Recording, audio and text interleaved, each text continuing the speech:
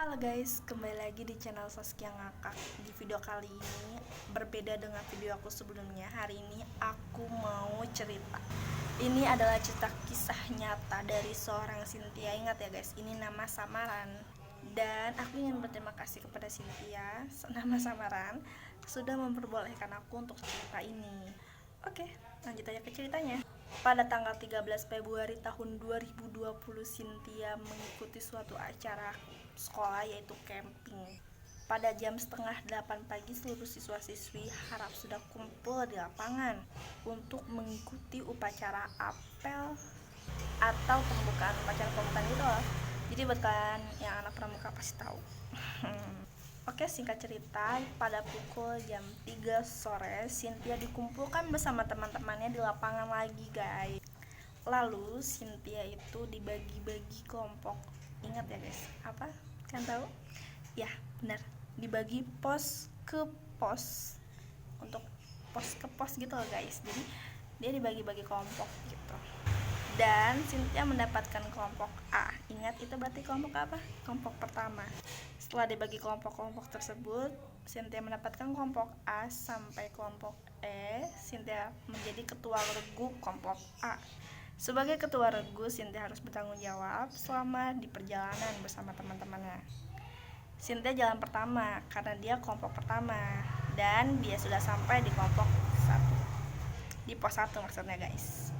Lalu singkat cerita, sampainya dia di pos keempat, dia merasa janggal. Dia menghitung temannya, oh pas 5 watt. Namun ketika dia duduk, dia merasa janggal di hatinya. Ketika dia sudah sampai di pos itu, dia duduk, diperbolehkan duduk oleh kakak pembinanya. Di belakang dia ada yang nepok dia. Mungkin dia kirain adalah temannya yang duduk di samping dia, karena temannya ini lumayan jahil juga. Ketika dia jalan, dia menegur. Namanya adalah Agus. Ini adalah nama samaran juga, guys. Dia nanya ke Agus dengan kata yang baik-baik, gak langsung ngegas gitu loh. Agus, tadi kamu ya yang nepok aku dari belakang. Lalu jawaban Agus, hah? Enggak, aku gak nepok kamu dari belakang. Karena Cynthia adalah orang yang pemberani, dia langsung, oh ya gak apa-apa. Dia juga gak mau bikin semua pikirannya itu buyar. Oh oke, Agus, ya. Jalan-jalan sudah melewati satu pos ke pos lain, sampainya dia ke pos 6. Badan dia yang belakang itu kok semakin berat ya. Apa karena sepatu dia yang terlalu banyak tanahnya, karena tanah basah ya, guys. Lalu singkat cerita, dia sampai di pos terakhir yaitu pos 10. Dia menemukan kakak-kakak yang mungkin menurut dia ini adalah kakak yang harus saya adukan. Saya lagi sedang tidak enak badan, saya sedang merasa berat di belakang, saya harus bilang ke dia. Lalu Cynthia bilang ke kakak tersebut. Kakak tersebut kita panggil aja namanya kakak Billy. Kakak Billy langsung menyamperin Cynthia karena dia juga merasa gitu. Lalu kakak Billy langsung bilang, kamu kenapa dek gitu. Lalu kakak Billy tersebut langsung melihat di belakangnya Cynthia dan langsung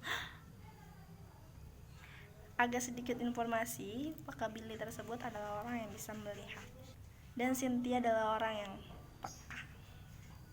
Oke, lanjut cerita.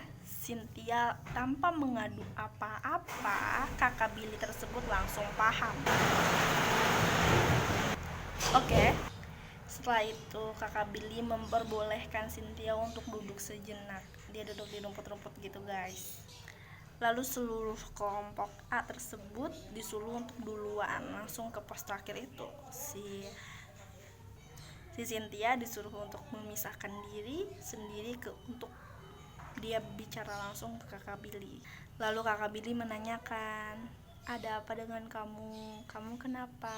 Gitu. Apa yang pernah kamu rasain di perjalanan itu, pos ke pos itu, kenapa? Gitu. Apa kamu ngomong kasar dan lain sebagainya? Lalu singkat cerita, Cynthia menanyakan kembali ke kakak Billy. Setelah dia sudah menjawab seluruh pertanyaan dari kakak Billy, dia menanyakan, Kakak Billy, kenapa belakang saya itu berat? Apa kakak melihat sesuatu di belakang saya? Lalu kakak Billy tidak langsung untuk menjawab pertanyaan itu, atau tidak langsung to the point ke Cynthia, karena takut. Dia juga takut sih Cynthianya. Sedangkan kakak Billy tidak tahu bahwa Cynthia pun bisa peka, atau dia juga sering-sering melihat hal-hal yang seperti itulah. Singkat cerita, Cynthia langsung diobatin gitu dari kakak Billy, langsung kayak diusap gitu belakangnya, diusap gitu. Terus dia langsung kayak, enteng kak gitu. Kasih tanya sama kakak Billy, kamu udah entengan belum? Enteng kak, kata Cynthia. Lanjut, kakak Billy bilang, kamu jangan teruskan ini lagi, kamu naik motor aja bersama saya, teman kamu biarin gitu. Kan saya ketua regunya pak, kata Cynthia.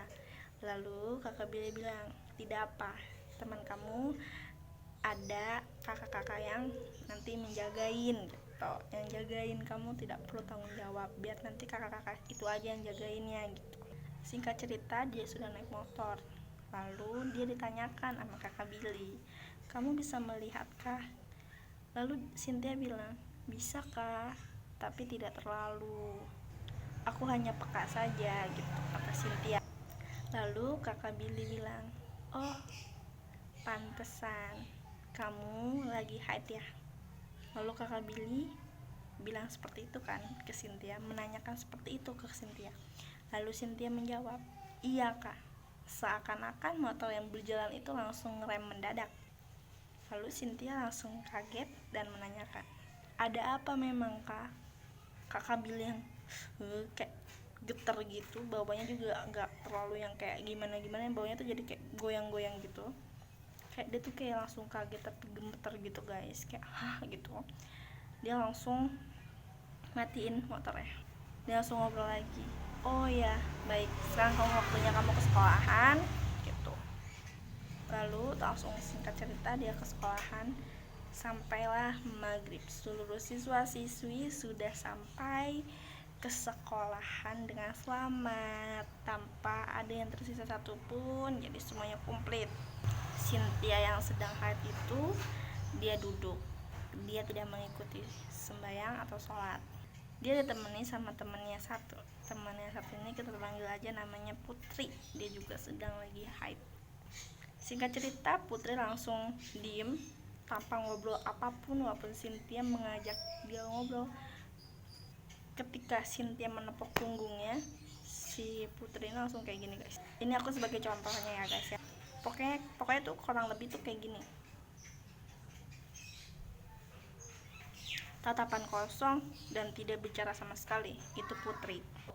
Ketika itu dia langsung nepok lagi, Putri, Putri, Putri, 3 kali. Yang Cynthia tahu 3 kali sudah dipanggil namanya, ya dia akan kembali lagi seperti diri dia sendiri. Cuma ternyata tidak guys. Lalu dia bilang seperti ini, kenapa aku dilepaskan dari dia? Jadi tadi tuh orang itu tuh yang ngikutin dia itu, ngikutin si Cynthia itu yang di belakangnya yang berat itu, ternyata pindah ke dia, dan dia mengucapkan itu, berkomunikasi dengan Cynthia kenapa dia dilepaskan, kenapa dia nggak boleh ngikut gitu. Singkat cerita, akhirnya selesai semuanya pada sembahyang, dia langsung ngadu ke kakak Billy yang sebagai jadi imam. Tanpa dia tidak sopan sama sekali pun, dia langsung kakak Billy gitu. Lalu si Putri pun langsung menjerit-jerit. Singkat cerita, semua sudah selesai, semua sudah diobatin, dan dia juga sudah kembali lagi seperti sedia kala nih si Putri. Lalu Cynthia pun ini dia langsung jalan, diperbolehkan untuk langsung tidur teman-temannya sekalian. Lalu tiba-tiba tuh dia merasa sendiri loh, dia yang merasa sendiri, kayak angin gede banget menimpa dia sampai goyang-goyang gitu. Cuma temennya semua daun sekitar tuh nggak sama sekali dingin, nggak sama sekali ada angin, teman-temannya pun nggak ada anginnya, katanya nggak berasa. Dia tuh sampai kerudungnya itu yang terbang-terbang gitu loh. Singkat cerita, dia tidur, dia merasa ada yang ganggu, tangannya, kakinya ada yang goyang-goyangin dia kayak gitu. Dan akhirnya dia berjerit-jerit, dan dia akhirnya takut, dan dia diperbolehkan untuk pulang ke rumahnya karena takut nanti malah dia yang mengganggu teman-temannya gitu. Lalu besoknya Cynthia diobati oleh ayahnya. Lalu selesai dari cerita ini, jadi nggak ada satupun lagi korban atau yang gimana ini. Semoga kalian paham karena ini adalah cerita pertama aku. Kayak gitulah guys ceritanya kurang lebih, jadi harap hati-hati dan numpang-numpang ya. Oke guys, dadah, see you tomorrow. Kalau kalian suka sama video ini jangan lupa like, comment, dan share. Oke. Jadi ini adalah cerita yang horor dan lucu menurut aku. Jadi kalian bisa ambil kesimpulan dari cerita tersebut adalah tetap menjaga tata krama, sopan santun, dan harus kemana-mana memberi salam. Dan jangan lupa bagi kalian umat muslim untuk selalu mengucapkan salam assalamualaikum dan selalu istighfar di dalam hati kamu. Oke, dadah guys, see you tomorrow.